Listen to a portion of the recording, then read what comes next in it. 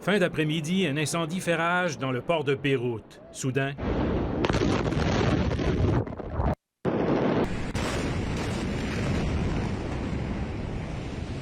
une puissante explosion qui provoque un gigantesque champignon dans le ciel propulse au sol tous ceux qui filment l'événement. Les immeubles tremblent et les vitres sont brisées à des kilomètres à la ronde. C'était comme une bombe atomique, a déclaré un résident qui vit en face du port, qui ajoute que tous les immeubles environnants se sont écroulés. Le souffle est si puissant qu'il est ressenti jusqu'à l'île de Chypre, à environ 200 km de là. Dans les rues, les habitants sont complètement déboussolés, certains couverts de sang. Au port, des carcasses de voitures s'empilent les unes sur les autres.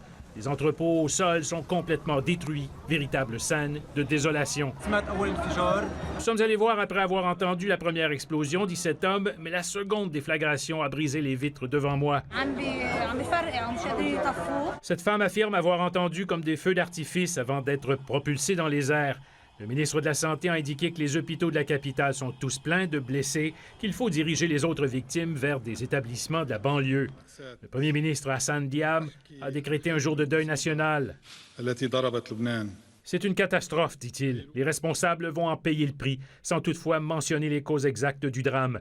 Le directeur de la Sûreté générale a indiqué que les explosions étaient peut-être dues à des matières explosives confisquées depuis des années et entreposées dans un entrepôt. Selon un témoin, c'était comme un tremblement de terre encore plus fort que l'explosion lors de l'assassinat de Rafik Hariri à Beyrouth le 14 février 2005, un attentat spectaculaire contre le convoi de l'ex-premier ministre.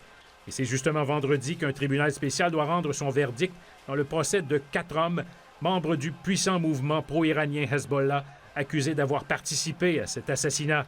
On ignore s'il y a un lien entre les deux événements, mais le drame d'aujourd'hui vient s'ajouter à la détresse des Libanais. Leur pays connaît sa pire crise économique depuis des décennies. Sylvain Drapeau, TVA Nouvelles.